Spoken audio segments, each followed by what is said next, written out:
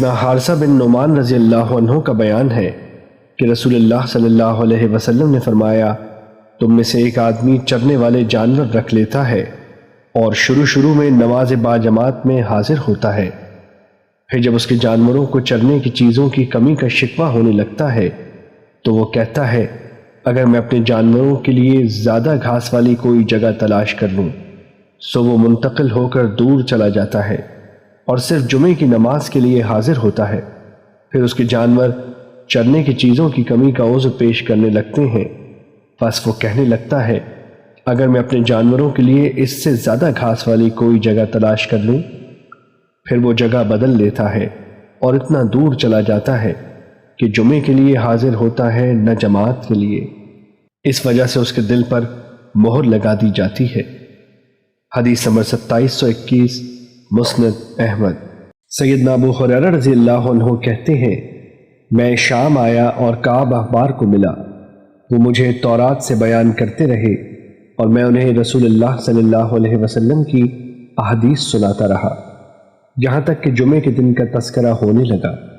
میں نے اسے بیان کیا کہ رسول اللہ نے فرمایا، جمعے کے دن میں ایک ایسی گھڑی ہے کہ جو مسلمان بھی اس میں اللہ تعالیٰ سے جو سوال کرتا ہے وہ اسے دے دیتا ہے۔ کعب نے کہا، اللہ اور اس کے رسول نے سچ فرمایا، یہ ہر سال میں ایک مرتبہ ہوتی ہے۔ میں نے کہا، نہیں۔ کعب نے کچھ دیر غور کرنے کے بعد کہا، جی، اللہ اور اس کے رسول نے سچ فرمایا، یہ ہر مہینے میں ایک مرتبہ ہوتی ہے۔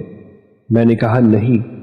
یہ سن کر کعب نے پھر غور کیا اور کہا، جی، اللہ اور اس کے رسول نے سچ فرمایا، یہ ہر جمعے میں ایک مرتبہ ہوتی ہے۔ میں نے کہا، جی ہاں۔ کعب نے کہا، کیا آپ کو پتہ ہے یہ کون سا دن ہے؟ میں نے کہا، یہ کون سا دن ہے؟ انہوں نے کہا، یہ وہ دن ہے کہ جس میں اللہ تعالیٰ نے آدم علیہ السلام کو پیدا کیا اور اسی دن قیامت برپا ہوگی۔ یہی وجہ ہے کہ جن و انس کے علاوہ تمام مخلوقات اس دن کو قیامت کے خوف سے کان لگائے ہوئے ہوتی ہے۔ پھر میں مدینہ منورہ آیا اور سیدنا عبداللہ بن سلام رضی اللہ عنہ کو کعب کی بات بتائی۔ انہوں نے کہا، کعب نے غلط کہا۔ میں نے کہا، جی، وہ میری بات کے قائل ہو گئے تھے کہ یہ گھڑی ہر جمعے کو ہوتی ہے۔ پھر عبداللہ بن سلام رضی اللہ عنہ نے کہا، کیا تمہیں معلوم ہے کہ یہ گھڑی کون سی ہے؟ میں نے کہا، جی نہیں۔ پھر تو میں اصرار کرتے ہوئے ان پر ٹوٹ پڑا اور کہا کہ مجھے بتلاؤ۔ بس انہوں نے کہا، یہ گھڑی عصر اور مغرب کے درمیان ہوتی ہے۔